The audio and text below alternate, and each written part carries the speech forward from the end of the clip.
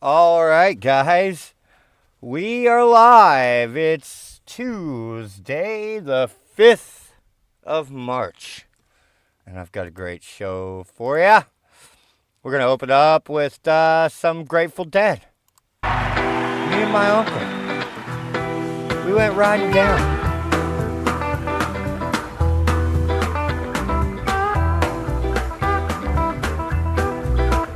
Me and my uncle went riding down South Colorado, West Texas bound. We stopped over in Santa Fe, that day in the point, just about halfway. Hey, and you know it was the hottest part of the day. And I took the horses up to the stall, went to the barroom, ordered drinks for all. 3 days in the saddle, you know my body hurt. It been summer, I took off my shirt, and I tried to wash off some of that dusty dirt. All right, I got a great show for all of y'all today. A West Texas cowboy, We got, there's all around. oh my God, I'm flipping my mic. I can never get this mic right. All right. Yeah, we got So soon after we got a great show. no, it seems a shame. The press secretary going to be coming out whenever it's equitable. Yeah, hollow jack and the women take the hand. Hello, Jack, and the woman takes the hand.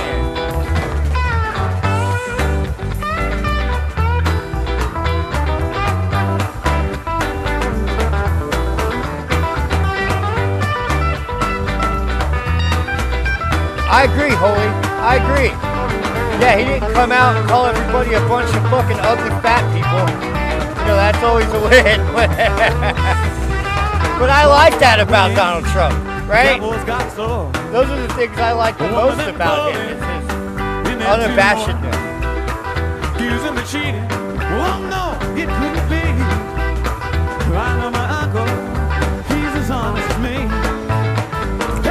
I'm as honest as a demon man can be. Now, we got a lot of news to go over. Today is Super Tuesday, 15 states to be voting. We will be back tonight to celebrate Trump's victory. Clean sweep of all 15 states. We're going to look at some of the predictions for that. Joe Biden's State of the Union address Thursday night. We are also going to we're going to have fun ripping on him during that. Yeah, you know how we are. Taught me good love, taught me all I know. Running so well, I got that cold. Yep. And I left his dead ass there on the side of the road. I left his dead ass there on the side of the road. Yeah. Just like Donald Trump is going to do to Nikki Haley tonight. He's going to leave her dead ass there on the side of the road. Yeah, what's going on, y'all? It's me, Space McG, your favorite cartoon nerd with the news, and I'm back at it again, doing what I do. You know how we do what we do when we do the thing that we do, which is we laugh at the establishment. We point our finger in the chest of the man and say, hey, not today, buddy, not today. All right. What's going on, y'all? We got a great little crowd starting to form out here. Who do we got? We got Holy Harlot. God help us, everyone. That's like a depressive Tiny Tim there. We got Jokerfish. Waka, waka, waka, waka. We got Felix the Cat. My fucking guy. What's going on, Felix? Hope you guys are having a good day. Yeah, looks like we got some other lurkers out there just watching, but they don't want to say hi. That's all good. That's all good. You don't have to say hi. We got a great show though, and that's the important thing. Now, we are going to be starting we're going to be looking at some predictions for tonight, Super Tuesday. hopefully they all pan out. Because everyone is predicting that Donald Trump wins by a landslide. You multitasking? Or as you say, multi-taking? Are you multi-taking? Take it all, baby. Take it all. All right. Yeah. So, what's going on? Yeah, we got, as you can see, the press secretary. Well, she's always late. But, she's normally 15 to 20 minutes late. So anything other than that is early for her. Right? Now, it's just going to be Karine today, I believe. Let's just double check. Yep, it looks like it's just going to be her. We're all going to be cringing and laughing at her stupid non-answers that she gives to questions that no one asked her. Right? Because as we all know, they'll ask her a question and then she'll give a non-answer to a question that wasn't even asked. They should hide her notebook. Oh, God, no. God, no. Then all that will happen is she would just sit up there stroking out with her eyelids fluttering as she has brain aneurysms, trying to defend the lies and the misinformation that these people are putting out.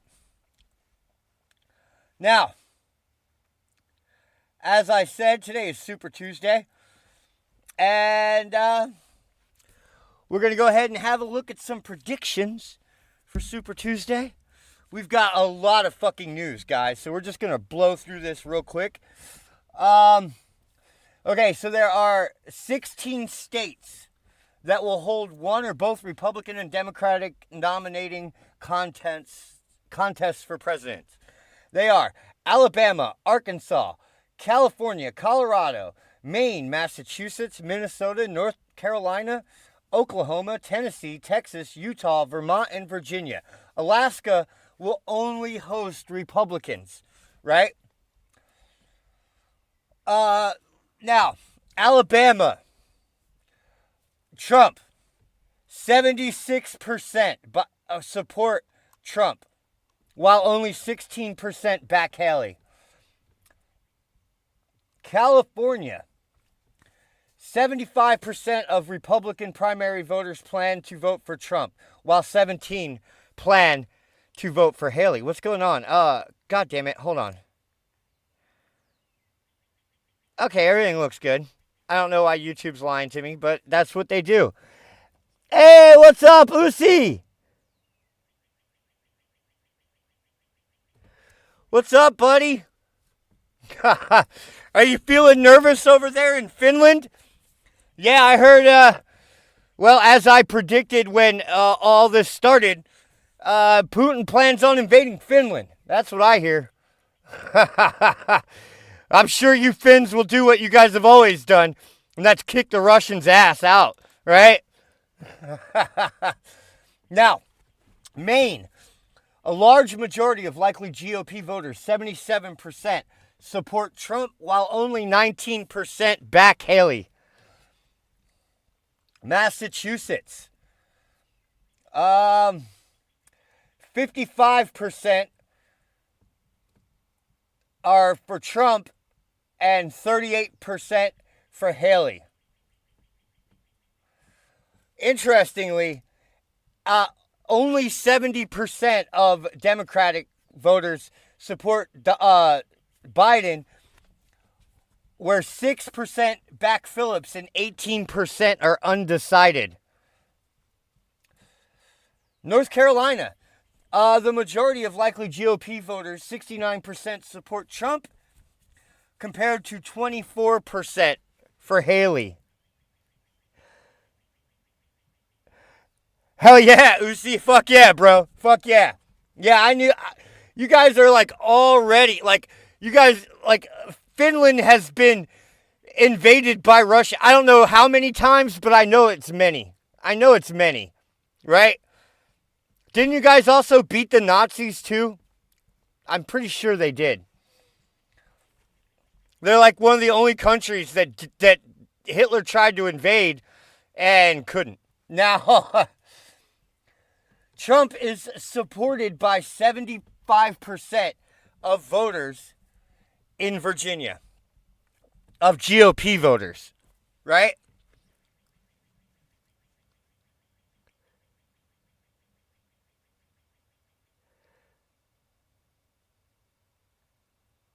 For Nimrata. Oh, yeah. Yeah, I just learned that Nikki's first name is not Nikki. It's actually Nimrata. Yes, that is absolutely correct. Holy harlot. Whoa, we missed. No, we didn't. Texas. 75% of Texas voters are going to vote for Donald Trump. So, yeah, it's going to be a blowout tonight. But that's not going to stop me from coming here sometime around 10 p.m. and just celebrating how much Trump blew it away. Now, one of the interesting things that we can learn tonight is going to be centered around voter turnout, right? And the exit polls, right? I think that those will give us a good idea of how things are going to shake out over this year.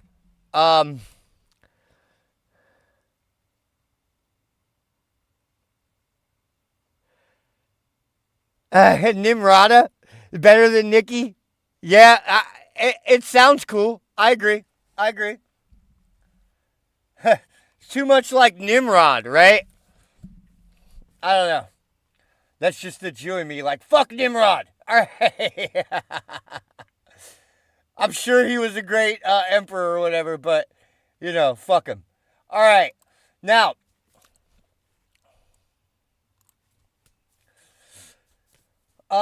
speaking of the State of the Union, which we will be airing here Thursday night and ripping on, pressures on Biden in the State of the Union speech to quell skepticism about his physical and cognitive health.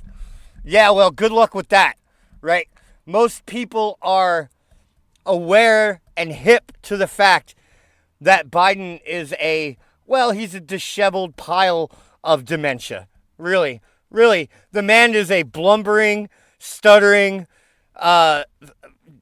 broken-brained, quivering pile of dementia that falls upstairs.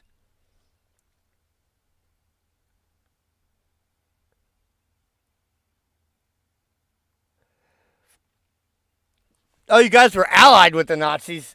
Well, that's not good. President Biden desperately needs a strong performance Thursday. Yeah, he desperately needs it, but I doubt he'll get it. When he delivers the State of the Union to reassure a skeptical public that he's up to the job as concerns over his age and memory intensify. It's not just his age and memory. It's also his decision-making process. It's also his ability to govern, right? The president is definitely not fit for office.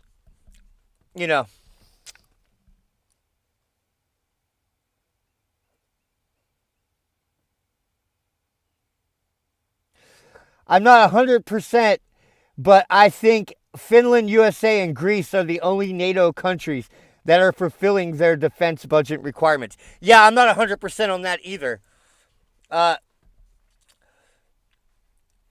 Worries about Mr. Biden's mental acuity have overshadowed his re-election campaign. A new national poll revealed that more than 6 in 10 adults don't have confidence in Mr. Biden's mental capability. 6 in 10. That sounds like a very low number. So when voters tune in on Thursday night to watch Mr. Biden address a joint session of Congress, they will be looking to see if the 81-year-old president is slipping as much as they are looking for a laundry list of accomplishments and new policy proposals. A laundry list of accomplishments. Joe Biden hasn't accomplished shit unless you're talking about from the perspective of our enemies. Then yes, Joe Biden has done a great job weakening America and diminishing the United States' power on the world stage. Recent verbal stumbles have also increased scrutiny on Mr. Biden's mental acuity as he prepares for a tough re-election campaign against former President Donald Trump, the expected GOP presidential nominee. Yeah, and we're going to see tonight just how much Donald Trump sweeps up, because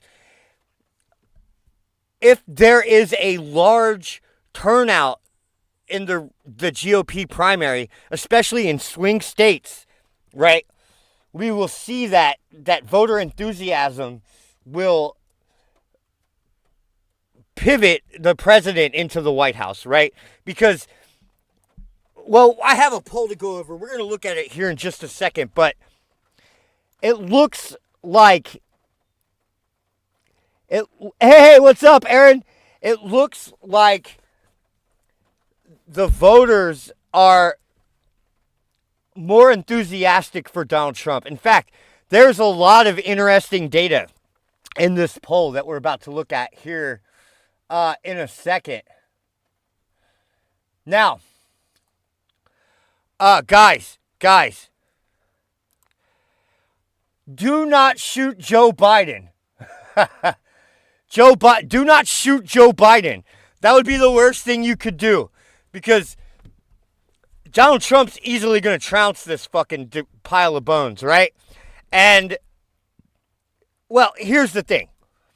Joe Biden was warned MAGA supporters could try and attack him. Risk of a shooting rampage. What? This is obviously fake news, but we're just going to read a little bit of it just to see what we think about it, right? Obviously, this isn't real. Welcome to Things That Never Happened world. Okay. Donald Trump supporters may try and attack Joe Biden, as an expert tells Daily Express US. There is a risk of single-actor attacks and shooting rampages. Dr. Peter Simi, a Chapman University professor who studies extremism and the far right, argued in court that Trump should not be able to stand on the Colorado ballot in the 2024 election. So this guy's a wingnut, right? This is another crazy liberal fucking commie fuck that has drank the gender fluid and his mind has gone to shit, right? Following the ruling, Dr. Simi told the Daily Express US that Trump supporters could now inflict violence on politicians, ranging from President Biden all the way down to the local level. Yeah, I believe that like I believe in Santa Claus. He said, public officials at the highest levels are a very vulnerable position. The local public officials are also in many ways most vulnerable, as they don't have that level of security. That gives greater opportunity for those who want to harm public officials. I do think we face the threat of another January 6th kind of attack. Yeah, we do. We do, because when Donald Trump wins the 2024 election, the liberal meltdown will be epic, right? You guys think you want to see an insurrection? Just wait until Donald Trump wins, right? They're going to be storming the Capitol. There's going to be just endless protesting up until election, up until Donald Trump is sworn in as president, right? You remember 2016 and early 2017, how all the rage and the meltdowns were happening, right? That's just a sliver of what's going to come, because they know, right? First of all, Trump knows that the oh wait, we got her coming in. God damn it. God damn it, there's so much other news I want to get to. Hold on. Fuck her. We have some interesting polls to go over. Real quick. How would you rate their presidency? Trump.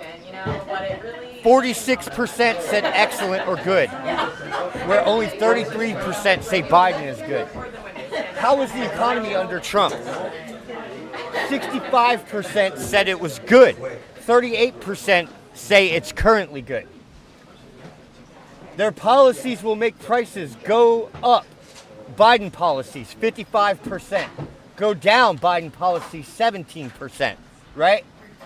Trump policies go up, prices go up. Only 34% of people think that Trump will make prices go up. Right? Ooh. Hold on. Shit's getting dodgy. Hold on. Okay, we're stabilizing. Okay, there we go. We're all good.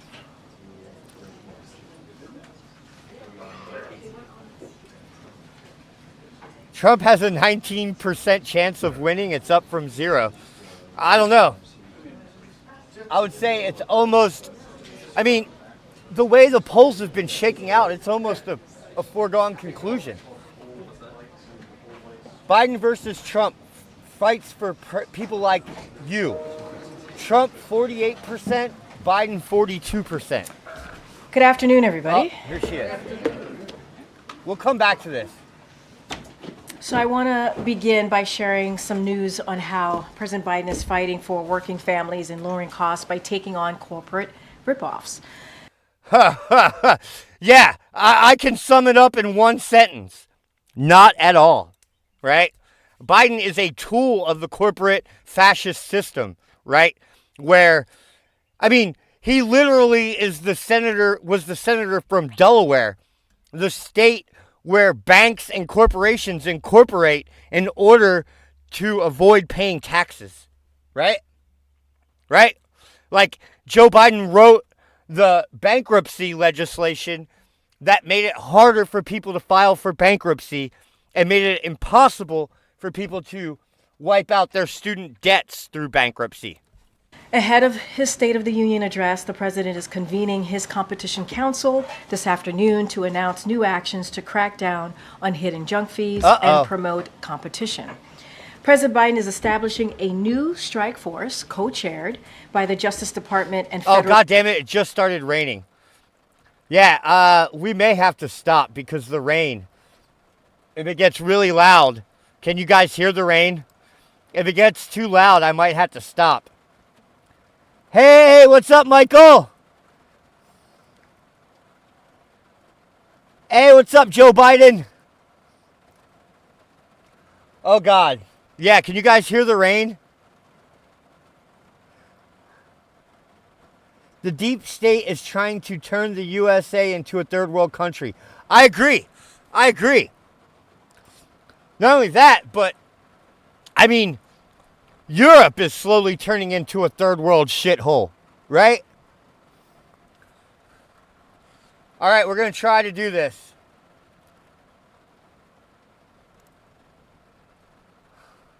Federal Trade Commission to crack down on illegal pricing. The Consumer Financial Protection Bureau is slashing credit card late fees from an average of $32 down to $8. This will save consumers $10 billion a year, an average savings of $220 for the 45 million people who are charged late fees each year. The Department of Agriculture is finalizing a rule to protect small farmers and ranchers. The Federal Communications Commission is circulating a proposed rule that would ban bulk billing, helping lower internet costs and increase choices. Our administration's action to ban hidden junk fees will save Americans more than $20 billion a year. The president will make clear in his State of the Union that he will continue fighting to lower costs for families. I have some news we'd like to share with all of you. On March 15th, President Joe Biden will host Taoiseach Lee Varadkar of Ireland for a bilateral meeting, followed by a St. Patrick's Day celebration at the White House on March 17th, continuing a long-standing St. Patrick's Day tradition. The leaders will reaffirm the close and enduring partnership between the United States and Ireland, and the extraordinary bonds between our people. They will discuss our country's shared commitment to continue supporting Ukraine in the face of Russia's brutal aggression, as well as our cooperation on a range of other global issues. They will reaffirm their steadfast support for the Belfast Good Friday Agreement, as we welcome the recent restoration of Northern Ireland's executive and assembly. Vice President Kamala Harris and the second gentleman, Douglas Emhoff, will also host the Taoiseach and Mr. Matthew Barrett for breakfast at the Naval Observatory on March 15th. And as you can see, when I walked out, 3 of our amazing Wranglers came out with me. And so before we get started with the briefing, I have a couple of things that I want to say. So, you know, they're moving up in the world. They're going to stay in the family, but still moving up, and it's so well deserved of all 3 into new roles, obviously. Allison Bayless has been by my side since day 1 and a rock star wrangler. I'm gonna get emotional. For the last 2 years, is moving over to the campaign. There is no one who works harder or more hours than on our team than Allison. As you can all attest by the hours of the day that she responds to your emails, she accomplishes everything with diligence and composure, and she always has a bright sunshine spirit. Even when in my dark spaces, as we tend to joke around, and she has an incredible sense of humor and a wit that is unmatched. Silas Woods has the biggest heart of everyone that I know. And sometimes I worry about him because he has such a big heart. And every single day I see him go above and beyond to coordinate movements, get you all what you need, and make accommodations for everyone as he can. And some of you don't know he's often the reason you're able to get that shot, right? Silas is really good at getting that shot, get in the room or hear what the president has to say, obviously. There isn't a single person here who doesn't have a kind word to say about Silas, and there's no better teammate, which is why the second gentleman is stealing him from us. He came from OVP, so now he's going back essentially to that world. The press team won't be the same without Silas, but we're glad we'll still get to work with him. Somebody is quitting their job at the White House. Okay. Very much, Silas. Literally the biggest heart of anyone that I know. And finally, Davis Conger came to us from the State Department, having traveled the world with Secretary Blinken. He's brought skill and professionalism to our team, and he's someone you always know you can rely on. Every day he has brought competence, kindness, and coolness under pressure to his job. He's always so even keel and cool. Which is why Annie Tomasini has hired him as an advisor in the Office of the Deputy Chief of Staff. Three incredible new roles for 3 incredible young people. We're extraordinarily proud of all of you, the work you've done, and the work you will now continue to do at a higher level, obviously on behalf of this president. Awesome. And so I am super proud of you. You guys are like my kids who are flying off. So I'm glad you will still be that part of the broader team, obviously, and I'm really sad to see all of you go, but I am so personally proud of all of you. And now they're going to get up and they're going to walk out because there's so much work to do, as you know, as Wranglers. But thank you guys. Love you all. Thank you.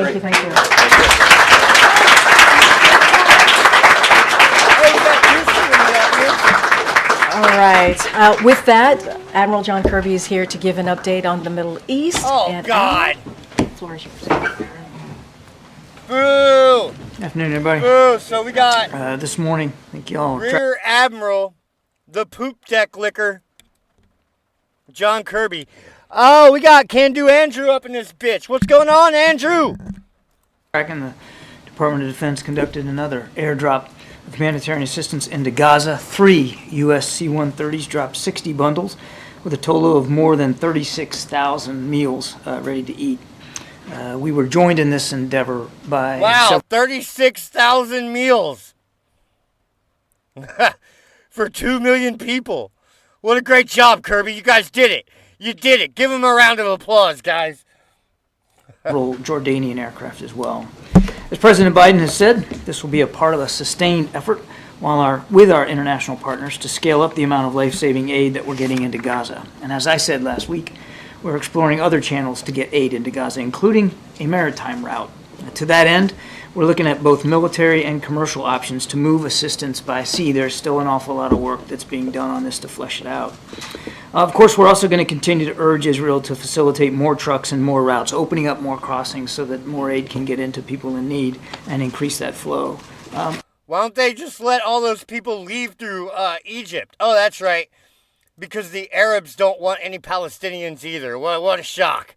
What a shock. You're telling me the Arabs, who think that Palestinians are the most important problem in the world, don't want to take them in? Gee, I wonder why. Could it be because they're all a bunch of crazy jihadis that fuck everything up no matter where they And go? with that, I don't know. Thanks, John. With that number on the 36,000 meals, was that just the U.S. Contribution to that, or was that also the Jordanian contribution to that area? that was just the U.S. The Jordanians flew, I believe it was 4 aircraft, and I can get you the exact number of how much they dropped, but it was food that they dropped too. And then in terms of the scale of that, I mean, that's a drop in the bucket of what the need is certainly. in Gaza right now. When you talk about the maritime corridor planning as well, I mean, this war's been going on for 5 months now. Yeah. Why isn't the U.S. and its allies further along in the planning stages for a maritime corridor or other operations like an airdrop with more equipment, more resources, more personnel on standby? Should from the moment the president gave the go-ahead, I mean, shouldn't there have been more contingency planning to get more aid in much faster? We've been working on the humanitarian assistance front since the beginning, as you said, many months ago. And quite frankly, the best and most efficient way to get aid in to people in a confined space like that in a very urban environment is on the ground. I mean, yes, you can move more volume in ships, whether they're military or commercial ships, but eventually that stuff has to get ashore, then has to get loaded onto vehicles and then trucked in, right? So the trucks are the best way to do that, and that's why we've been working so hard to try to increase the flow. And during the week-long pause that we had before, we were able to get it up to 200 trucks a day. It was through President Biden's urging that we got the Rafah crossing open to aid. It was at his urging that we got Kerem Shalom open, but the flow just hasn't been enough to meet the need. And as the war has progressed, the need has gotten obviously much more dire. So yeah, it doesn't matter. All that equipment and supplies is being taken by Hamas, and none of it's going to the people, right? I actually have a story about that. I don't know if we're going to be able to get to it right now or not, but we'll definitely get at it tonight. it's not like even though we're just now talking about airdrops, it's not like the idea of airdrops just happened, just dropped out of the sky. It's been something we've been talking about for quite some time, in the maritime route as well. The maritime route, yes, it can move more volume at sea, but it also is going to require a heavier logistics lift and some infrastructure ashore, and very much going to need the support of allies and partners. And so those discussions are ongoing. And then does the president have any plans to meet with Benny Gantz before he leaves Washington this evening? No. Thank you for answering that one. So we can go and move on from No, there now? a few others here. President this morning signaled that he's concerned about violence in Jerusalem and in the region in the coming days. Is there something specific he's been told to anticipate? I won't speak to specific intelligence one way or the other, Ed. I mean, obviously, this is something we're always mindful of, particularly given what's gone on between Israel and Hamas. But I don't think I'm going to elaborate on that. Just to backtrack on something from last week, I don't think you've been asked about this, at least on camera, but when he was in New York... Is there some jihadi religious holiday coming? And, as jihadis do, I imagine they're planning on murdering Jews to celebrate their God or whatever. And suggested he had reason to believe there'd be a ceasefire by Monday, and that hasn't happened. Yeah, today's Tuesday. Why did he think that at the time? He was referring to updates and briefings that he'd been getting from the national security team about the progress of negotiations. Obviously, we'd all wish that had happened. We wish that it would happen today, but we're still negotiating. We're still trying to get there. Well, I mean, he was right in the fact that we wish it would happen, right? But, in the factual reality of the situation, it never happened. Yeah, but, you know, whatever. Is the U.S. continuing to monitor that situation, and does it have any sense of the whereabouts of the Prime Minister? Yes, as far as I understand, no. I'll let the Prime Minister speak to his travel, but I'm not aware that we have any keen sense of what his whereabouts are. Thanks. Just following up on Haiti, you've called on Americans to evacuate. How should they do that when the airport is under attack? We again, I'd refer you to the State Department. They're the ones that issued that advisory. Not a safe time for Americans to be in Haiti right now.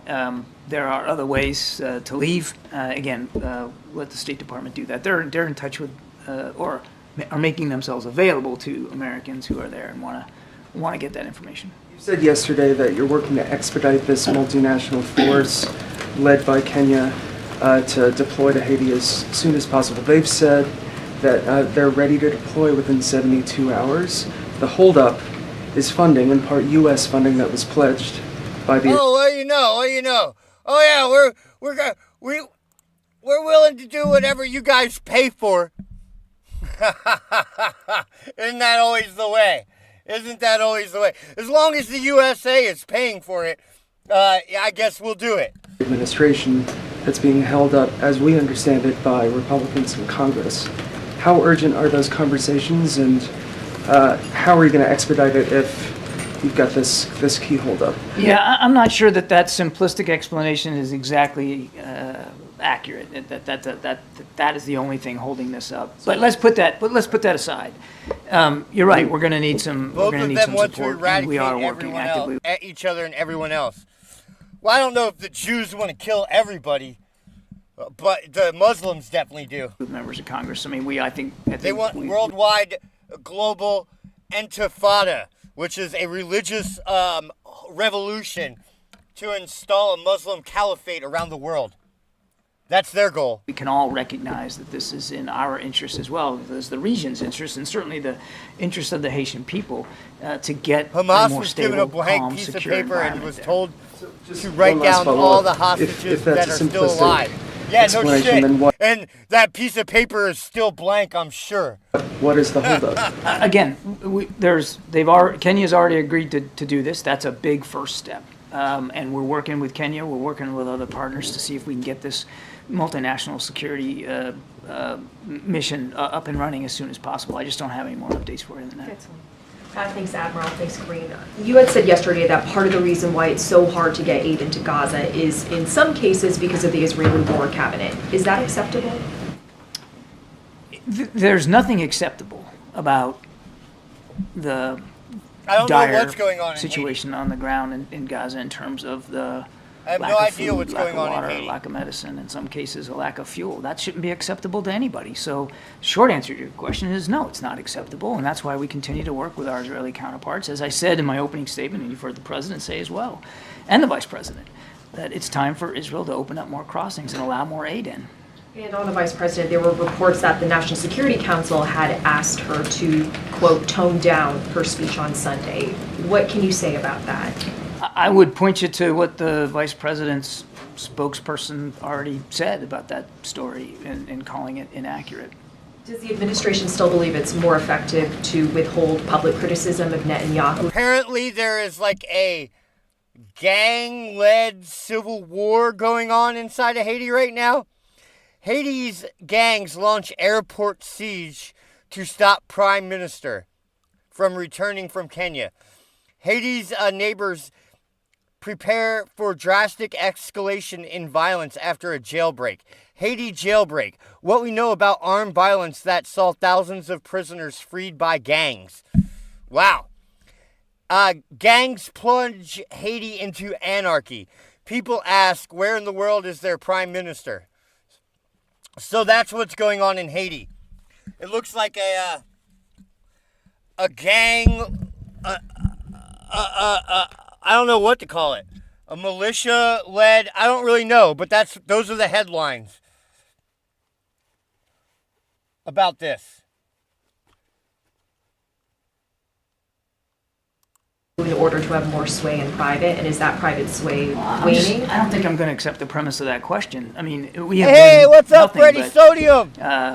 Glad you made it, candid brother. and forthright in private with our Israeli counterparts, and certainly in public in the comments that we have made. You've heard again from the president and the vice president just recent days, expressing very clearly what our concerns are with the humanitarian situation in there and how it is unacceptable and how we need the Israelis to step up and do more. And just lastly, Hamas said today they won't accept a deal that does not include a complete withdrawal of Israeli troops from Gaza. Is that realistic? And if not, where do negotiations go from here? I don't think Hamas has room to negotiate. Yeah, well, you might as well be wishing for unicorns and fairy dust, Hamas. I ain't going to negotiate in public. We've been working this real hard. As you heard from President Biden just today, that we're still hopeful we can get there, but nothing is done until everything is done, and not everything is done in terms of this negotiation. So what we're looking for and what we want, temporary ceasefire for about 6 weeks. That'll allow us to get more aid in and, more importantly, get all those hostages back with their families where they belong and reduce the violence. That's the deal on the table. And as the president also said today, it's a rational deal, and the Israelis have been cooperating. They have been negotiating in good faith on this. It's time for Hamas to step up to the plate, take a swing, and let's get this thing done. The Hamas is saying that they have now extended a deal that Israel has not responded to. Israel is saying that Hamas has to accept the deal that you've been referencing with regard to hostages. Can you sort out what's true in both of those things? And can you also comment on, has it been more difficult to have these talks in Cairo without an Israeli representative at the table? I kind of sort of already did it, Jeff, but I'll take it a different way. There has been, throughout the process of these many weeks, back and forth between the sides, proposals, counter-proposals, and haggling over the details and all the modalities of how this is going to work in terms of the phasing of the hostages and how many, and the release of Palestinian prisoners and how many, and how that's all going to take place. There is now a framework. There is a deal, as the president said today. All the that has hostages been are dead, the Andrew. result We all know that. of Even all Hamas this back and leadership, forth. So the back and forth has happened. right? Last month, or in January, admitted most of the hostages were likely dead, right? There's a deal now, and the onus is on Hamas to accept it. And you had a second question. Israel hasn't been at the table. Oh, and in Cairo. Again, I won't speak to Israel and the presidents of their negotiators when they get to speak to that. But as I said earlier, the Israelis have negotiated in good faith. They have agreed to this framework. That they have taken it right up to the end, and now it's up to Hamas. Given that Hamas has now responded to the deal and that they have not agreed to it as written, It's funny how the leftist media refuses to report on the fact that the hostages are all likely dead, right? They keep acting as if the hostages are still alive when they know they're not. still practically possible to come up with an agreement by the start of Ramadan? Look, the negotiators That's what are it working is, hard on this, Ramadan. Kevin. That's what we hope will happen, but we'll have to see. So there is still a belief that that is a possibility. I didn't say a belief. I said we hope that we can get this done as soon as possible. We would have liked to have this done 2-3 weeks ago, if not before then. We are where we are, and we're working on this really, really hard. And given what the president said about the potential dangerous situation should an agreement not be reached, what conversations is the White House having with Israel about, for example, the situation around the Al-Aqsa Mosque? What are sort of the conversations in advance to try and curb some of the violence that the president... I don't think the Israelis need to be reminded by the United States that they live in a tough neighborhood. And I don't think they need to be reminded... A tough neighborhood, that's putting it lightly. They live in the middle of a fucking jihadi hellhole. They're surrounded by them. The prospect of violence, particularly in a sensitive time like Ramadan, they don't need us to remind them of that. They're well aware of it. Again, we're going to continue to work with them as we have to help make sure that they can defend themselves against Hamas, make sure that the Israeli citizens are safe and secure as much as possible, and that we can try to get this hostage deal in place. Yeah, thank you. Exactly, Holy Harlot. Hey, thanks, Karine. Exactly. John, why isn't President Biden meeting with Benny Gantz while he's in Washington? Mr. Gantz asked to come to Washington and asked for a series of meetings with administration officials, and he's getting those. He met with Jake Sullivan yesterday. He met with the vice president yesterday. Because Biden couldn't hold a conversation with a smart person for less than 2 seconds before he starts mumbling, fumbling, stuttering, and falling down. Today he's met with He'll probably shit himself too. the Secretary of Defense and the Secretary of State. All of these conversations have been constructive and productive, and we hope that Mr. Gantz goes home informed by the conversations that we had and the concerns that we expressed. I mean, was it a scheduling issue with the president being in Camp David, or was it? Mr. Gantz had... No, what it is that Biden's supporters are pro-jihadi, right? Biden's supporters are pro-terrorism, right? And they don't want to see Biden be friendly to the Jews. Had a chance to meet with senior levels, all the way up to the Vice President of the United States. And you know, again, we think these conversations were constructive and productive, and hope that he goes home informed by them. Thanks, John. The president and the vice president, and you, for that matter, have both said that the situation with getting aid into Gaza is too difficult. The vice president said that Israel needs to allow more aid in. No excuses. What is preventing the president from communicating to the Israeli government that if they don't allow aid, we will not continue supplying weapons? Why is that not a fair trade? No aid, no bombs. Because the president still believes that it's important for Israel to have what it needs to defend itself against a still viable Hamas threat. Maybe some people have forgotten what happened on the 7th of October, but President Biden has not. How does keeping aid out of Gaza contribute to Israel's right to defend itself? Because it keeps the terrorists starving, so they have to worry more about food than they have to worry, than they can care about killing Jews. Aid out of Gaza is not the right thing for any purpose. It's not about. It's just not acceptable on the face of it, as I told Selena, and that's why we're working more than any other country, by the way, to increase the flow. I mean, it is U.S. aircraft that are dropping this food out of the sky in the last. Alan's snack bar only cares about worldwide enchiladas. Couple of days. Yes, but you keep saying, and you said yesterday, the holdup, that the problem is the lack of capacity being delivered on the ground. And that's the Israelis, and to some extent the Egyptians, but mostly the Israelis. How is that? And you said it's not acceptable earlier. But you're looking at this as a zero-sum game. Like, yes, you are, sir. It's, well, if they're not doing what you want, then cut off the aid so they can't defend themselves. That's not the way we're going to do this. It's not the way we have done this. They have a right to defend themselves. They need the wait, let me finish. They need the capabilities to do that. There's aid that's desperately in need. And you know what? We can do that too. We can do.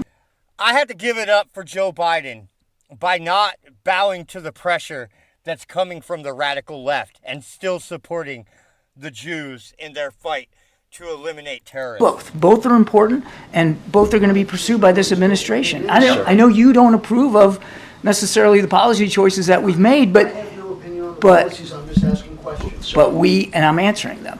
We can do both. We can influence our Israeli counterparts to do more, to be more careful, to let more aid in, and we can continue to work to get that aid in ourselves. One more follow-up then. Israel, according to Israeli media, the Israeli Defense Forces and industrial base are ramping up or preparing to ramp up domestic production of weapons that are currently U.S. supplied, including dumb bombs, firearms, that sort of thing, to be commenced next year, 2025. Is the president concerned that this would lower U.S. leverage, and is there a window that's closing during which the U.S. has the leverage and influence to get the Israeli government to do certain things with respect to human rights, for instance, allowing more aid into Gaza? The president's concerned, as I said. The Israelis shoot people giving giving the food aid. Yeah, that's actually true. Not only that, they shoot the Palestinians when they go to try to get it. I'm not saying that's right. Actually, I think that's terrible. But war is hell, man. Said about Israel being able to defend itself against a still viable threat. We'll let the Israelis speak to their defense industrial base plans and intentions. They're a sovereign country.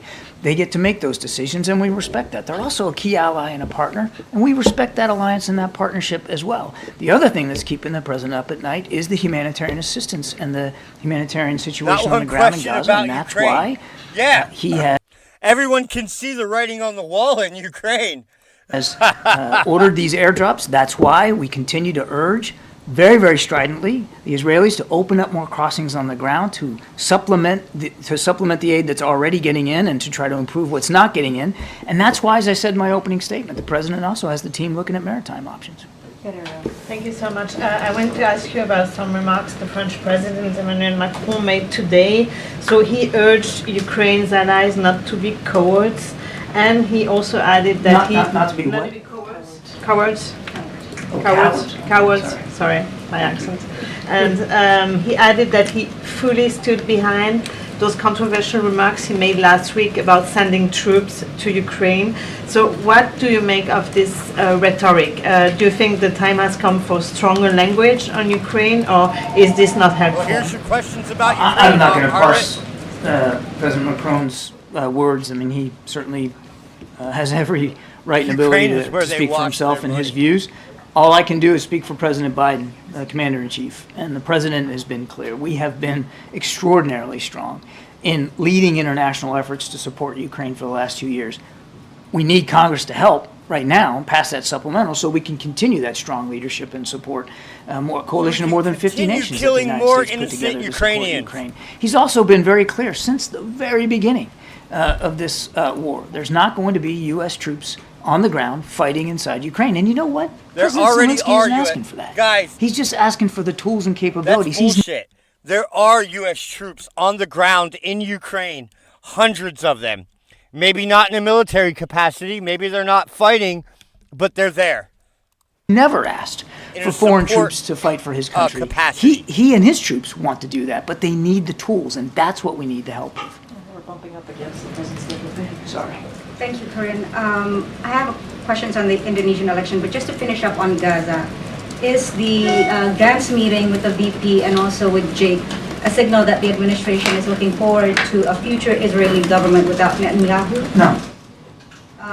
And maybe this one is for Karine. Will the president use any part of his State of the Union address to acknowledge the anger of American Arabs and Muslims and progressive Democrats and explain to them why he's not imposing conditionalities on Israel? I'm going to go around and I'll get to that question. Let me just get to a couple more people. Okay, great. And Yeah, so good. Now on the Indonesian election, China, the United Kingdom, Australia, and several other countries have congratulated Indonesia's President-elect Prabowo Subianto on his apparent victory. Is there a reason why the administration is waiting? We congratulate the Indonesian people on a successful election. The President looks forward to early engagement with the new administration and strengthening our cooperation under what is already a strategic partnership. We're obviously closely following the ongoing vote count, and we understand that Minister Subianto has a significant lead. We've had excellent cooperation with him since the time he was defense minister, and if he is in fact finally elected, then we look forward to continuing that relationship. The president has been working on, as you just stated in your question to me, the State of the Union address for the past several days. I'm not going to get into any specifics as to who is with him. It's going to be a moment that's incredibly important to him. Obviously, he's going to be not just addressing Congress, but also millions of Americans who are going to be tuning in, and he's looking forward to that, to talking about the accomplishments that he's made the last 3 years, and also the vision that he has for this country. Obviously, for the American people. I'm just not going to get into any specifics or details. We'll have certainly more to share with you all tomorrow as we get closer. The State of the Union address is incredibly important. He's going to be working on it, I believe, until the very last minute. So he gets it just right. Bullshit. That motherfucker's going to be sleeping and sniffing little girls up until the minute he goes on stage. Be an important moment, but don't have anything beyond that. You heard me talk about the competition. I agree, council, Andrew. How that is part of the president talking about wanting to focusing on lowering costs for the American people. Obviously, he's going to talk about our democracy, our freedoms, right? Continue to fight for that. Reproductive freedom, how that's an issue. Reproductive freedom. You mean the freedom to murder children? To murder your babies. That the American people truly freedom. care It's about. your God-given right. About that. It's funny. It's funny how they call abortion a constitutional right, right? But the right to bear arms, right, is not, right? Free speech isn't a constitutional right, but abortion is. These people are sick. And so there's a lot of issues in front, obviously in front of the American people that they care and they want to hear. Hey, what's up, R&R Steve? And so that's what he's going to focus on. We'll certainly have more to share as we get closer to Thursday. And then a different topic, there's a bit of a kerfuffle this morning across Lafayette Park at the Department of Veterans Affairs, running an effort to ban the display of that iconic Times Square kiss photo on VJA at the end of World War II. Was anyone at the White House consulted in the drafting of the initial memorandum, and then did anyone at the White House call up the Secretary of Veterans Affairs and say rescind that memo? So I want to be really, really clear. I don't understand what he just said. The VA is not going to be banning this photo from Hey, VA what's up, facilities. Steve? So I just want to be super, super clear about that. I know, as you just said, you described it as a kerfuffle. There was obviously some reporting on that. I can say that I can definitely say that the memo was not sanctioned, and so it's not something that we were even aware of until you all started reporting on it. But we are not banning that photo, and I'm just going to be super clear about that. Any specifics about the memo and the process over there, certainly I would refer you to the VA. Well, once you were made aware of it, and after the memo sort of spread on social media, did the White House direct the Veterans Affairs Secretary to rescind it? I believe the VA Secretary made a statement on this, so I refer you to the statement. Hey, Smash! Yes, he did that on his own What's volition. Welcome to the show. I would refer you to his statement, and just I'm really reiterating what the VA said. The VA Secretary said You that get a it will not wrench. be- That particular photo will not be banned from any facility, VA facility. So I want to be very, very clear about that. Whoa, if I can give it to you. Okay. Thank you, Karine. President Biden has said a possible endorsement by Taylor Swift is classified. How disappointed is he that she is telling people to vote, but not for him? Going to be very careful. We're talking about 2024.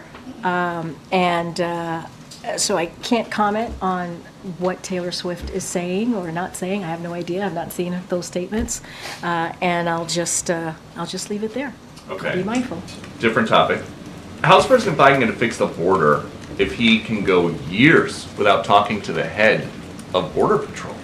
Good question, he was Peter. Literally just with the head, the chief of the Border Patrol, just this past Thursday in Brownsville, Texas. You all reported it. You all saw it. He was with the chief, Chief Owens, I believe. The chief, who was in charge for 2 years before that, said, "I've never had one conversation with the president or the vice president." How is that possible? So one thing I will say about Chief, you're talking about Chief Ortiz. This is Chief Ortiz. Yeah. So he was invited, I believe, to participate in the president's first trip visit to El Paso, which was back in January of 2023, and he did not attend. He was invited.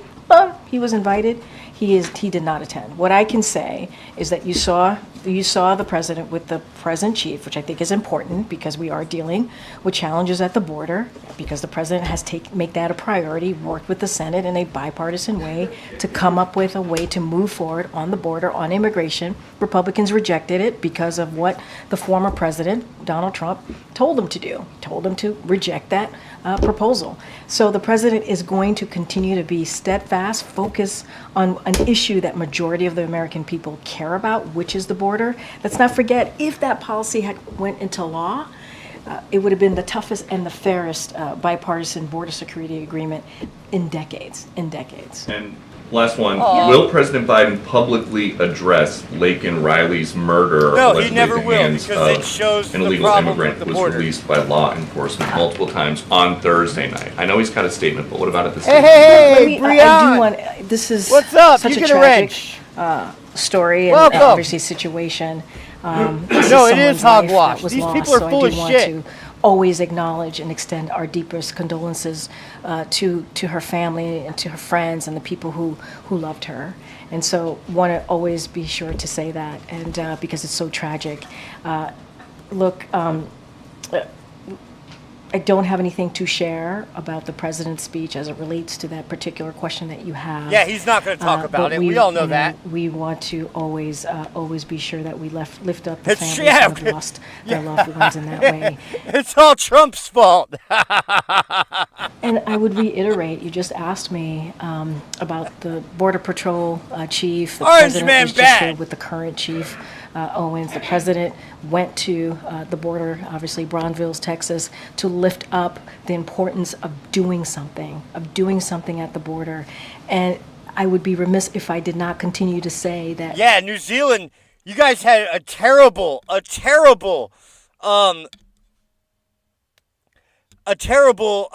prime minister over there. She just literally quit because she was so bad and corrupt. Republicans rejected a What she did bipartisan during COVID was proposal that crazy in New Zealand. came out of the Senate. And so if they truly cared about what was going on at the border, if they truly cared about this immigration policies and trying to fix that, trying to move forward in a way where we have a tough and fair law, they would work with us on it. They wouldn't listen to the former president, who is clearly telling Republicans to reject it for his own political gain. And that's shameful. That's truly shameful. I like Taylor Swift. The president be watching the election results come in tonight? So, as you know, the president's going to be talking about the Competition Council today. He is continuing to work, obviously, on his State of the Union address because it's important to him. He knows how important it is for the American people to hear directly from him. I don't have anything to share. Yeah, it's important for people to hear directly from him, but too bad all he does is say things like he used to be a helicopter and true and anonymous pressure. And what was the other one? Oh, yeah. Yeah, he'll make Roe v. Ward the law of the land. Roe v. Ward! Talking to him about I'm his a plans helicopter! tonight. Obviously, he will be kept updated, and That's he my will be, favorite song by aware of her, what's Holy going Harlot. on tonight as we see That's like my elections jam. happening across That's the like country. my I just theme don't have song. anything specific on that. And the Consumer Bankers Association has been very critical of the Biden administration's rule to cut the credit card late fees. They called it anything but a win for consumers and knowingly putting consumers' financial health at risk. What's the administration's response to that criticism? So we totally disagree, obviously. The president has always been very, very clear. He's going to do everything that he can to make sure that we're lower cost for the American people. And what we're seeing is that corporations obviously not passing along their gains to Americans, to American consumers, and we've always been very clear about that. Hell And yeah, so we Smash, wanna make you're my sure guy. that, I love you, bro. I wish I could give you another Americans. wrench. We want to make sure that we obviously protect American consumers. So we disagree with that sentiment. We disagree with that statement, and the president's always going to put the American people first. Good job. Karine, does I the White agree, House have Steve. a... Me too, in fact. It upsets me when people are like, well, imagine a poor person bringing a child into the world. I'm like, what? Like my mom? Right? Like if my mom had an abortion, right, because she was too poor to have a baby, I wouldn't be here. Position or comment on the latest bill in Congress to crack down on TikTok, just introduced today, I believe. So I have not seen the text or had an opportunity to speak to our Office of Legislative Affairs or anyone else in the White House office. So I don't want to get ahead of myself and speak to that. Obviously, we'll take a look, as we normally do, on any legislation that believe will be beneficial to the American people. I just can't speak to And that. I'm glad you're here, Steve. Okay, Kevin. Robert Hur is supposed to testify a week from today. Has the White House made a decision on releasing the transcripts of the president's interview? I would with refer him? you to my colleagues. I at can the White barely House hear what Counsel's this guy is office. saying. The basketball team has become the first college sports team to vote to form a union. Does the White House think that that's a good idea? Is that a smart move for college athletes? So look, I'm gonna. What a dumb idea. What a dumb idea. They can't even make money, right? They're not supposed to get paid for being college athletes. Obviously let teams are getting paid make with their an decisions for education. themselves. We're not going to weigh in on that. As you know, the president's a union guy. We say that all the time, but I'm not going to comment on any particular Yeah, the team or president's actions a that they're union taking. guy. That's for them That's why he forced the railroad workers to go back to work without a deal. to decide. What a union guy. Karine, Senator Sinema just announced that she's not running for re-election. She's going to retire at the end of this term. I'm wondering if the White House has any comment on that. So, have not seen that. Obviously, that is news to me. Look, we have had opportunities Oh my God, to you mean work she's closely with the unprepared? No senator way. on some really key important I bills. can't She believe was that. leading one of the leading negotiators on the border security bill that came out of the Senate in a bipartisan way. We appreciated her efforts on that, and there are some other obviously ways that we've worked closely with her. Outside of that, I don't want to get too far ahead. This is the first time I'm hearing the news, but she's been a partner with us on many critical issues that matter to the American people, and I think that's important.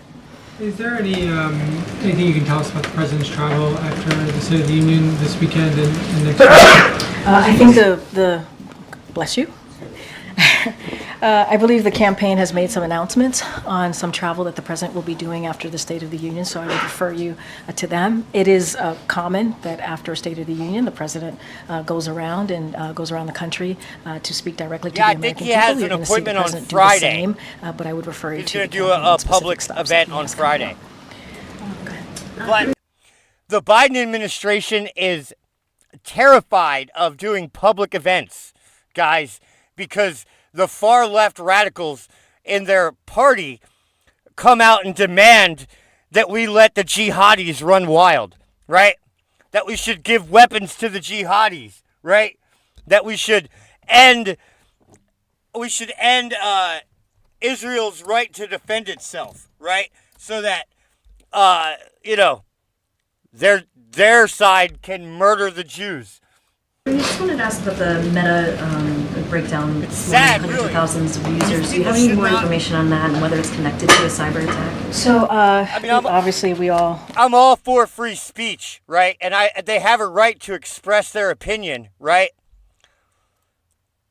But when it comes to supporting terrorism, right? I don't know. That's like inciting violence, right? I think that's where speech ends, right?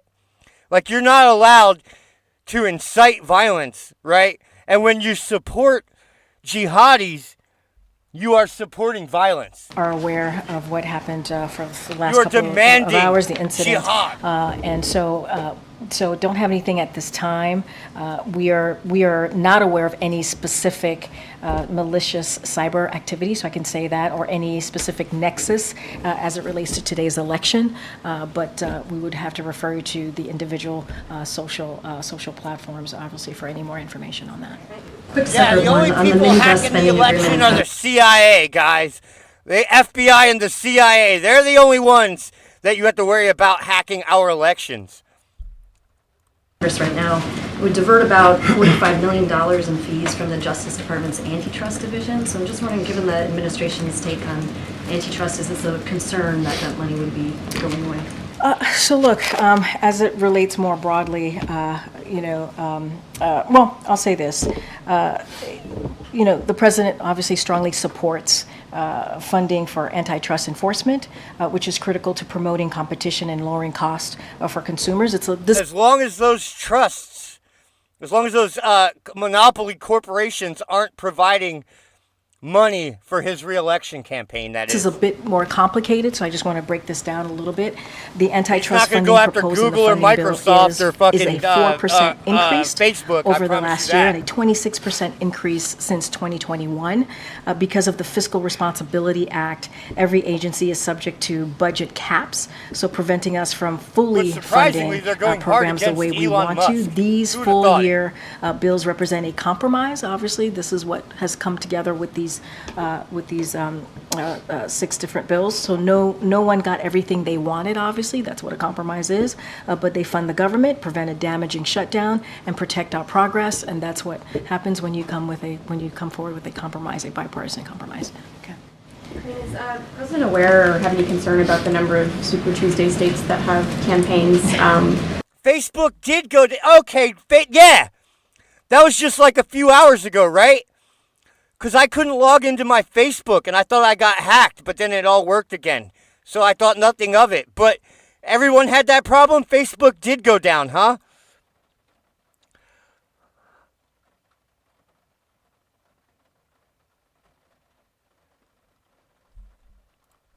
For uncommitted votes, ceasefire write-ins, essentially a vote against the president because of his stance on the war in Gaza? So look, I'm going to be super mindful. These are obviously people are voting right now, and I cannot speak to any upcoming election or as voting is happening. So I'm going to be super careful about that.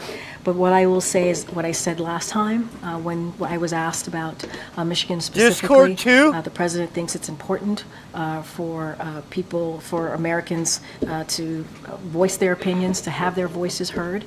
He thinks that's incredibly important. We understand how painful this moment is for many Americans, for many communities. Obviously, the Arab and the Arab community, the Muslim community, more specifically, and so we get that.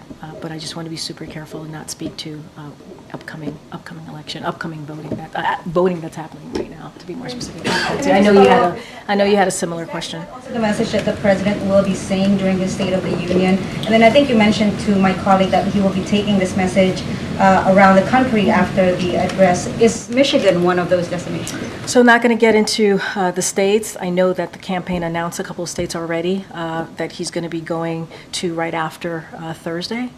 So you could expect the president to be visiting multiple states across the country the next, obviously, couple of months. I'm not going to get into that. I would refer you to the campaign specifically on the most upcoming states, the announcements that they've made.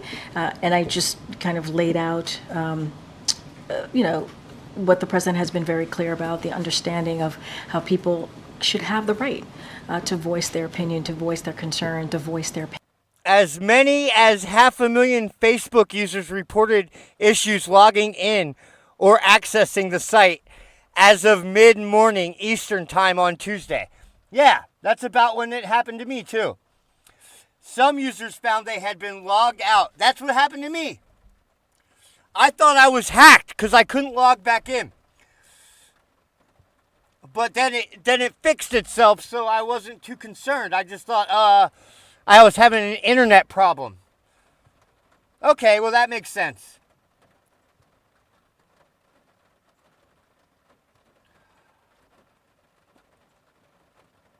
May to resolve the issue. Earlier today, a technical issue caused people to have difficulty accessing some of our services. So Instagram and Facebook went down. I don't have anything about Discord. But yeah, that definitely happened. Pain, and that's what the president is going to consistently do. He's a president for all Americans, obviously. As it relates to the State of the Union, I'm just not going to get ahead of any specifics. If you have an account on Threads, you need help. Thanks, Karine. So Cookie Monster posted on X that shrinkflation is making his cookies smaller. The White House official Twitter or X responded that blaming shrinkflation basically on companies. So does the president again believe that shrinkflation and inflation are solely a company problem, or do his policies play any role in that? So also for my tweet, I believe we said C is for consumers getting ripped off, right? And no, shrinkflation is the way that corporations are managing inflation in such a way to where they don't have to raise prices in order to keep their portion of market share, right? Because when it comes to giant, soulless, fascist corporations, right, they are willing to forego profit, right, in order to keep their share of the market.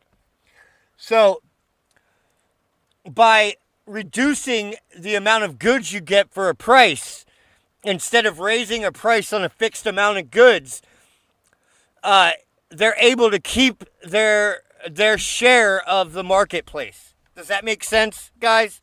I hope it does.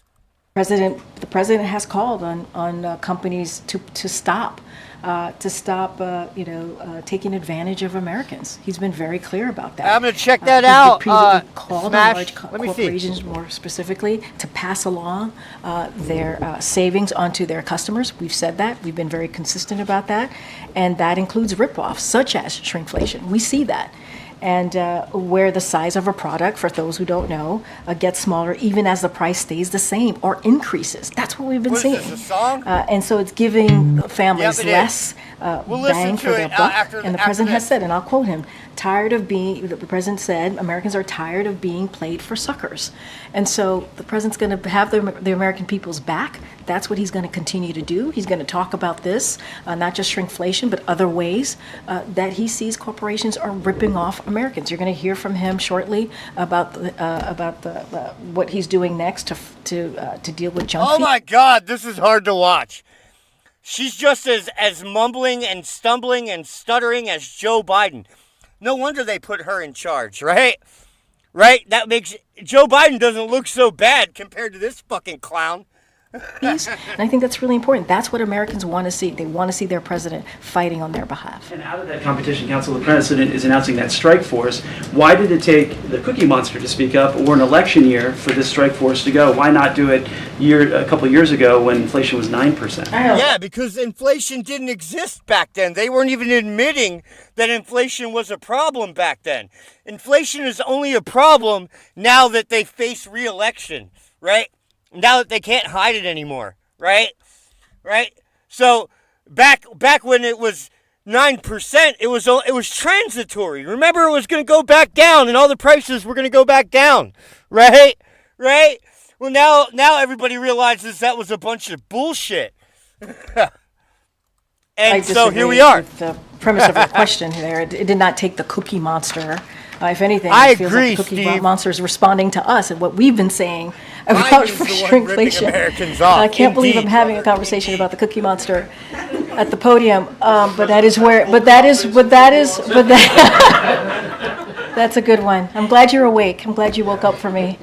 I know you were nodding off in the back earlier, but Why did it take so long to announce a strike force I mean, when look, inflation was here's 9%? here's the thing. The president's competition council has been going on for some time now, right? He has taken this very seriously and finding Oh, he ways takes to lower it very costs for the American seriously, people guys. as we are. Guys, he takes it very seriously. Just like he took the withdrawal from Afghanistan very seriously. Just like he takes Putin very seriously. Just like he takes inflation very seriously. Just like he takes voting rights very seriously. Just like he takes democracy very seriously.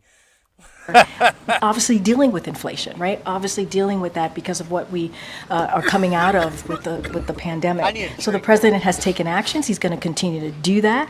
I would say the strike force is just another way, along of many other announcements that this president has made in dealing with large corporations ripping off Americans, right? And dealing with how do we get rid of junk fees.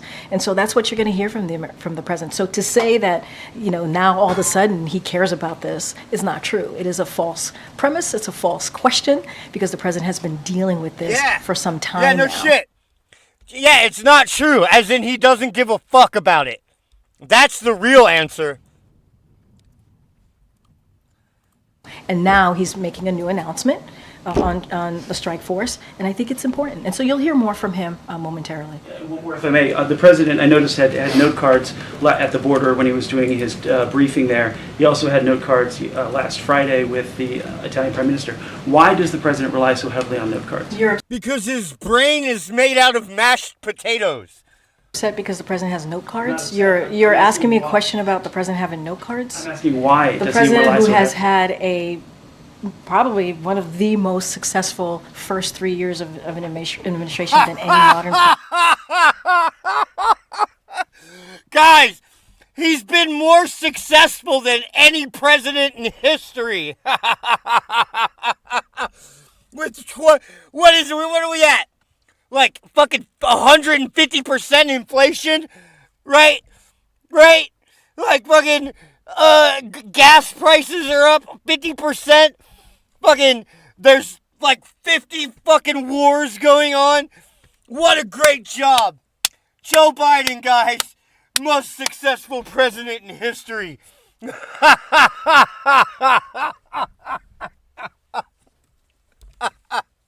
You can't make this shit up, but apparently she can. Day president, he's done more in the first 3 years than most presidents who had 2 terms. You're asking me about note cards? Wait, Listen to her dodging I'm the not speaking to question. you right now, James. I'm talking Guys, to, I'm look, talking. behind closed doors, Joe Biden is sharp and cunning and smart and well-spoken. It's just when he's on stage in front of everybody that he looks like a fumbling, bumbling idiot. To your friend over here, Ed. So thank you so much. But thank you so much for interjecting. Go ahead, Ed. I was just asking why he relies so heavily. A bacon cheeseburger I think what's at Five important here and what Guys the American is people care about is $12.50. how this president is delivering. Yeah, for but them, they've always and that's been what he's doing. expensive. And that's what's the most important thing here. All right, I'm going to take. Did I call on you already? You did. Okay, wait, no, I can't do that. Go ahead, Karen. No. Oh my God, she has dementia too, guys. The whole fucking administration has fucking brain aneurysm. No. Go ahead, Karen. Go ahead, Karen. Alexei Navalny's widow, Yulia, was invited to the State of the Union by the White House, but she's unable to make it. Did the president extend that invite personally when he met with her? Yes, I can confirm dog, that what's she up? was indeed invited to the State of the Union. She is no longer able to attend. I would have to refer you to her and her people as to specifically why, but I can confirm that, yes, she was invited. Extend that Yes, the invitation? president did. When they met? Yes, the president did. Go ahead, John. Go ahead, John. Go ahead, John. John, go ahead. Go ahead, John.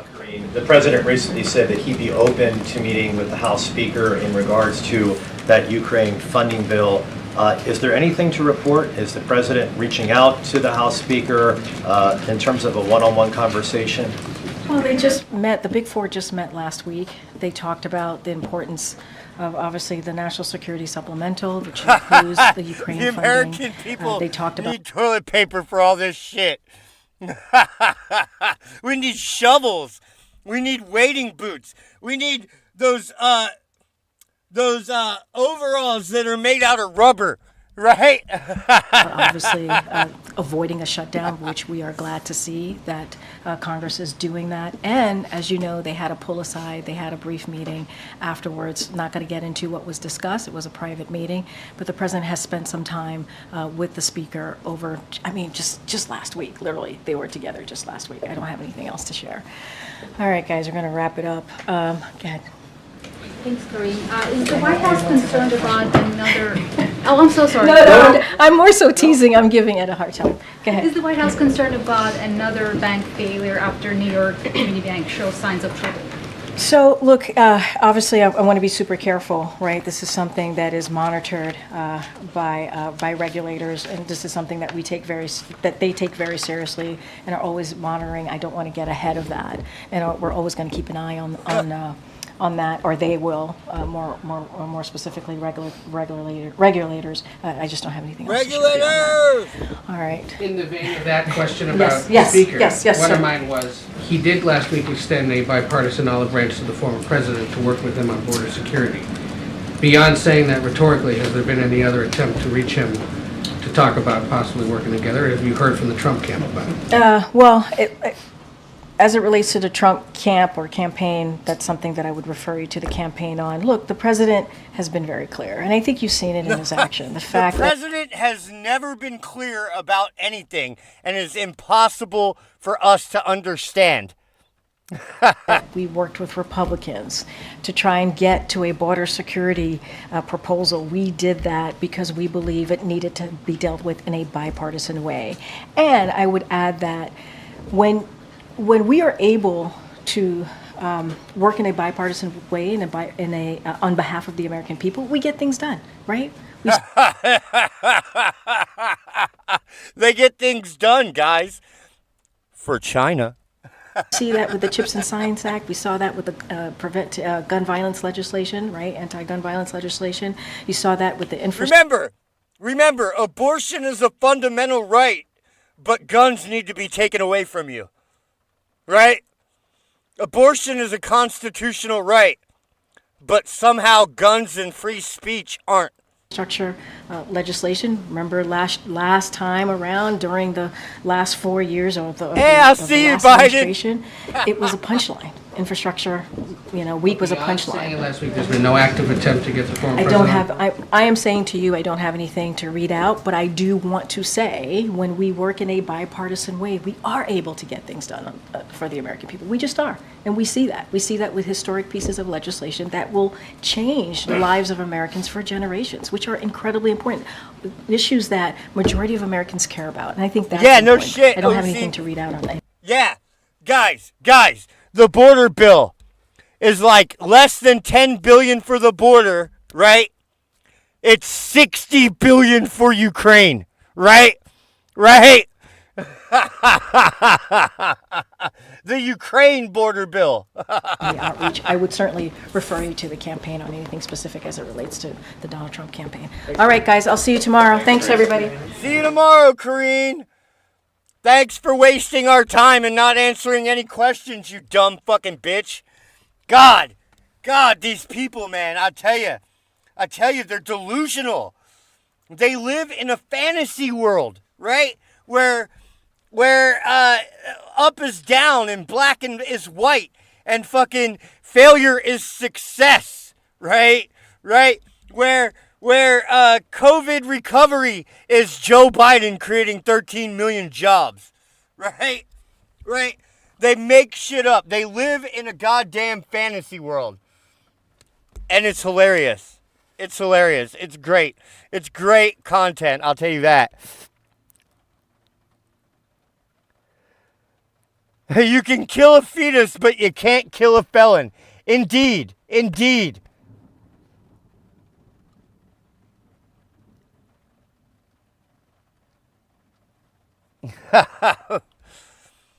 Yeah, guys. All right, so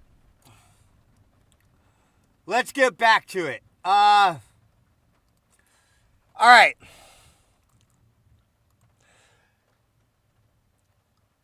Okay, so where were we? Biden versus Trump fights for people like you. 48% say Trump, 42% say Biden. Biden versus Trump has a vision for the country. 63% Trump, 50% Biden. Guys, this is CBS News, right? This isn't from Fox News, right?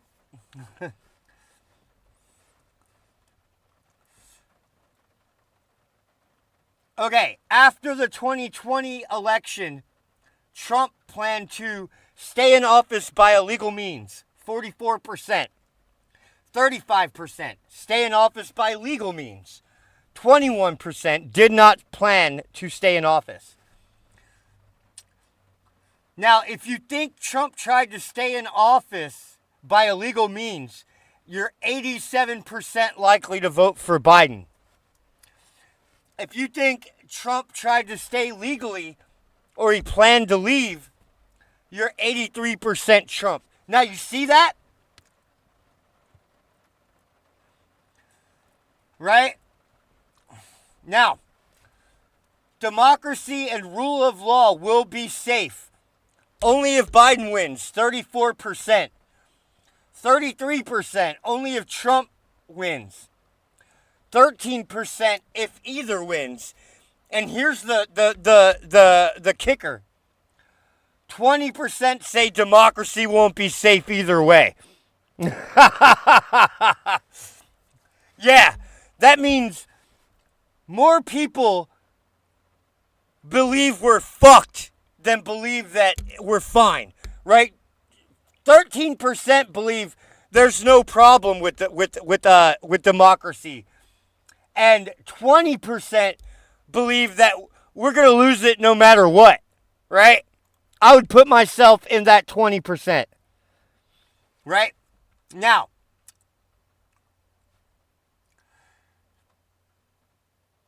a majority think the overturning of Roe was bad for the country, but far fewer blame Trump for it.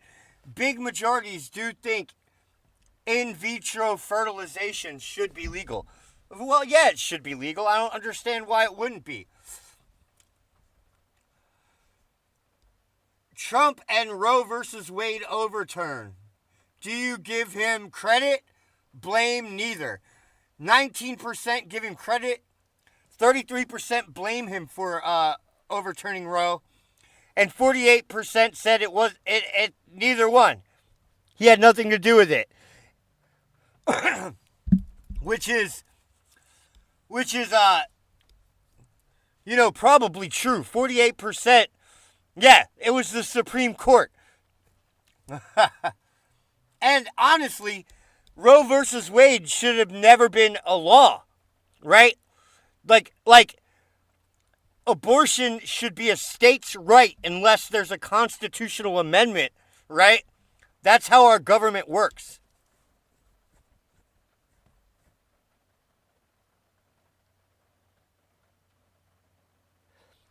That's about right. 80% of people are dumb as fuck. 86% believe that in vitro fertilization should be legal. I don't understand why that's on the ballot, but whatever. Migrants. Migrants trying to cross the border. Policies would increase migrants. 50% believe that Biden policies will increase migrants. Only 9% believe that Trump's policies would. Whereas 72% of voters believe that Trump policies will decrease the amount of migrants. Only 28% believe Biden's policies have no effect on the border, and only 19% believe Trump's policies would. Mental and cognitive health. So do you think that Joe Biden has the mental and cognitive health to serve as as president? 26% say only Joe Biden has the mental fitness to serve as president, where 43% say only Donald Trump, 6% say both of them, and 25% say neither. So only Joe Biden is 1% higher than neither. It's not looking good for Joe. Physical health. Wow. Only 17% say Joe Biden is physically fit. 17%, guys. 45% say Donald Trump is. Only 9% say both of them. And 29% say neither one of them have the physical health to serve as president. Now, here's the one I think is the most telling.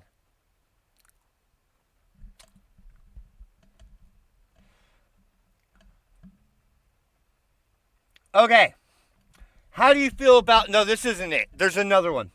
How do you feel about a Biden versus Trump rematch? 48% of Americans have a negative opinion. 42% are depressed. 27% are excited, and 20% are positive. 15% are bored by it, and 9% are inspired. I'm going to go ahead and say the 27% are Trump voters. The 20% are probably split.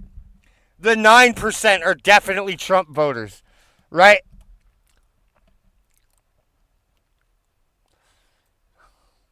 Whoa, hold on. Oh no, we're not dropping frames. Everything's good.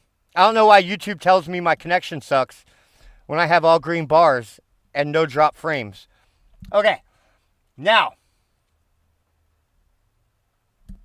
Choice for president. Donald Trump, 52%. Joe Biden, 48%. So Trump has a 4% lead. But guys, the margin of error is plus minus 3.5. So that's 7% margin of error, right? So that is within the margin of error.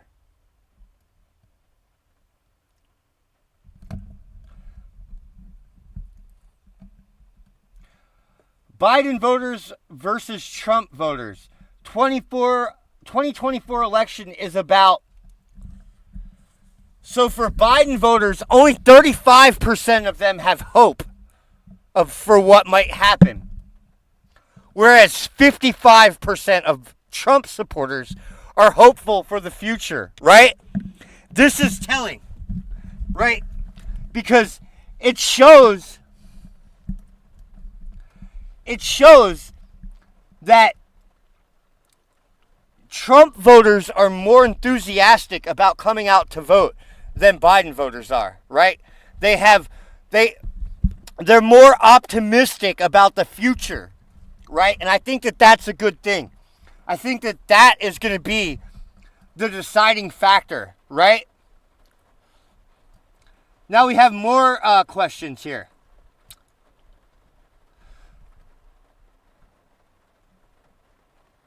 Okay. Generally speaking, do you feel that things in America today are very well, 6%, somewhat well, 28%, somewhat bad, 30%, and very bad, 36%? So 2/3 of the country think that the country is going wrong, that the country's not doing well, right? How would you rate the condition of the national economy? 9% say very good.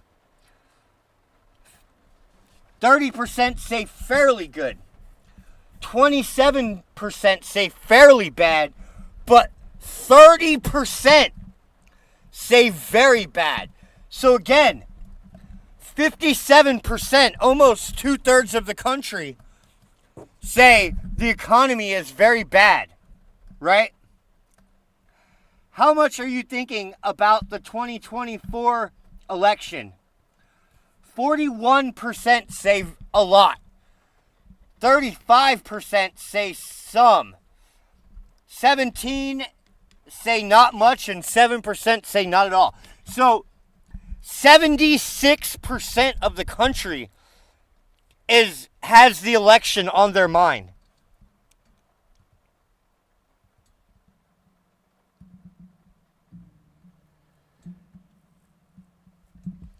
Yeah, so these are very telling, guys. If the presidential election between Biden and Trump were today, who would you vote for? 52% say Trump, 48% say Biden. 0% weren't sure. What is the main reason behind your vote for Biden over Trump?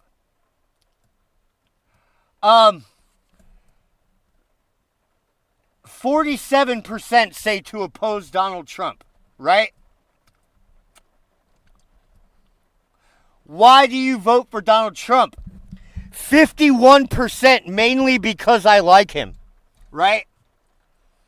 17% because he's the Republican. And 32% was to oppose Joe Biden, whereas only 31% like Joe Biden, right?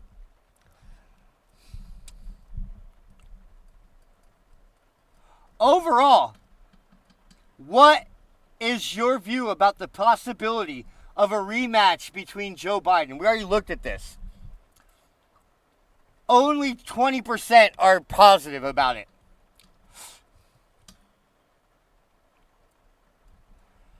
As you are planning for the next year, do you expect the U.S. economy to be booming? 6%. 18% growing but not booming. 26% holding steady. 27%, which is the largest, slowing but not a recession, and 22% in a recession. So 49% expect the economy to get much worse over the next year. How would you rate Joe Biden's presidency? Excellent, 10%. Good, 23%. Fair, 22%. Poor, 45%. So 62/3 of the country think that Joe Biden is a bad president. I think that's very telling. I think it's very telling, guys. Now, we got some other news. The Houthis sank a ship in the Red Sea, guys. On March 2nd, the Rubamar finally sank. The cargo ship had been targeted by Houthi militants on February 18 and had been taking on water in the days since. It's the first vessel lost to the Houthi attacks in and around the Red Sea. Okay? So it sank, guys.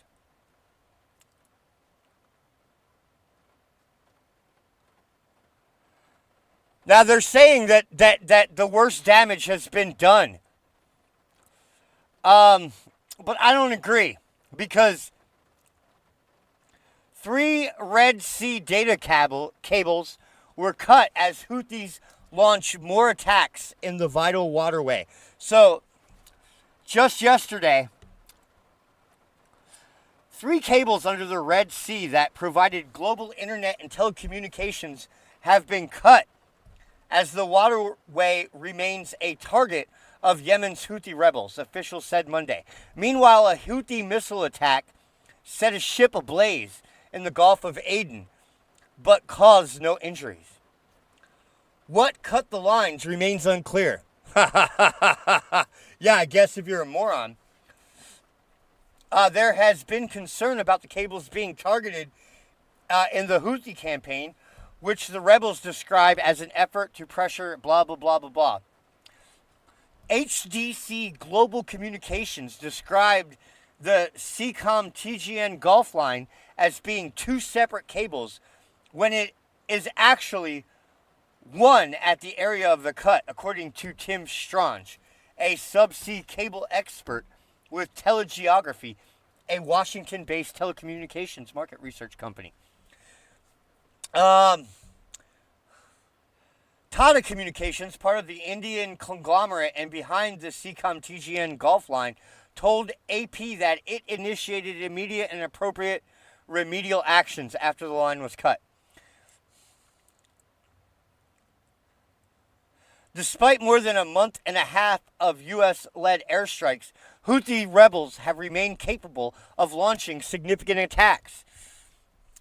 They include the attack last month on a cargo ship carrying fertilizer, which sank on Saturday after drifting for several days, and the downing of an American drone worth tens of millions of dollars.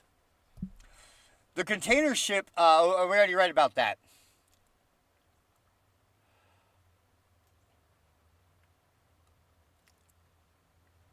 The Houthis later warned any cable-laying ship entering Yemeni waters needed a permit from the rebels out of concern for its safety. They're concerned about its safety because they're going to blow up the ship.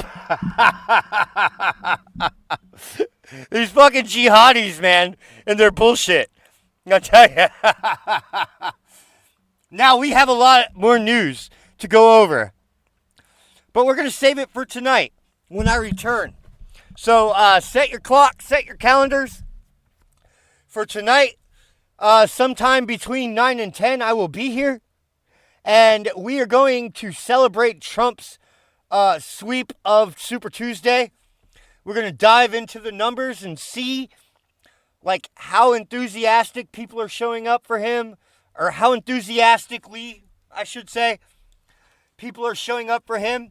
We expect there to be, a good thing would be record turnout for Trump in swing states, right? Like not just he won by a record like percentage against Haley. That's a given. That's going to happen.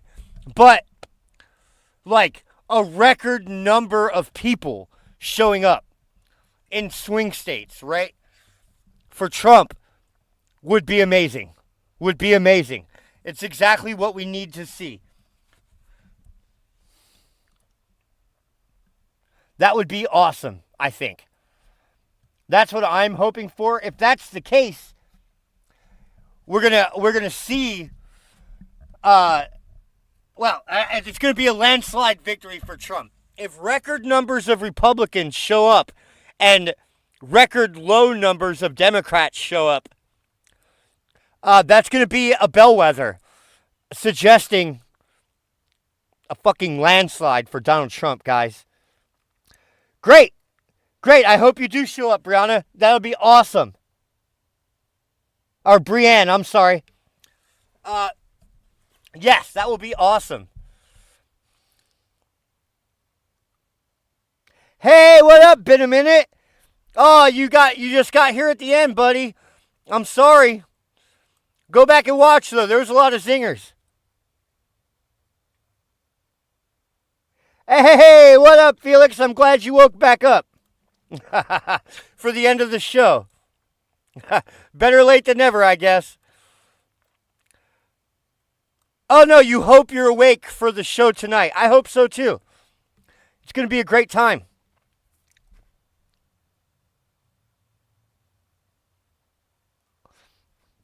Now, real quick, guys, as you know, YouTube heavily censors this channel. I'm shadow banned. They've taken away my bigger channel. They've taken away my monetization and everything like that. And so, I depend on you guys to support me through Venmo and Cash App, if you can, and Patreon, too. They won't even let me post links anymore. So I can't even post a link to my Patreon anymore. Those fucking cocksuckers. Those fucking cocksucking Google faggots. All right. With their goddamn biased hate against me. Hey, what's up, Spicy Peach? I'm glad you're here. Yeah, so I will be back tonight. And we're going to have a Trump victory party. We're going to air his victory speech after he sweeps all these states. And it's going to be fun. It's going to be a lot of fun. I have about 30 gender fluid videos to make fun of. So we're going to be laughing at the biologically impaired people. I got a lot of news, actually, about weird gender cult stuff that we are going to laugh at. And so it's going to be a good time. We're going to... also, I have a couple YouTube channels to show you about young people that are making positive content and that aren't brainwashed. So there is hope for the future. And you guys are going to see 3 young YouTube creators making awesome content that you guys will all love to subscribe to. It's going to be amazing, guys. It's going to be the greatest show since Lincoln, guys. All right. All right, well, that's it. Thanks for stopping by, and remember, we go live with all kinds of content. Whatever the fuck I want. But specifically tonight, sometime around 9 to 10.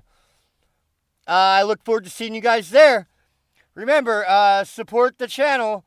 I'm dropping links in the chat if you guys want to do that. Or if you don't, that's cool too. It's all good.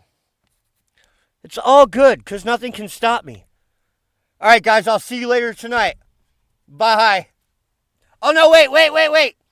I got a song to play. All right, here we go. Somebody sent me this song. I want to hear it. You can say it free on the internet. Shit on the internet. Saying shit on the internet. Saying shit on the internet. Shit on the internet. Shit on the internet. Saying shit you'll regret. You don't care, you don't care, you don't care about the shit going through the air. All that shit going through the air and in your hair. They don't fucking care. They don't care. Saying shit on the internet, shit on the internet.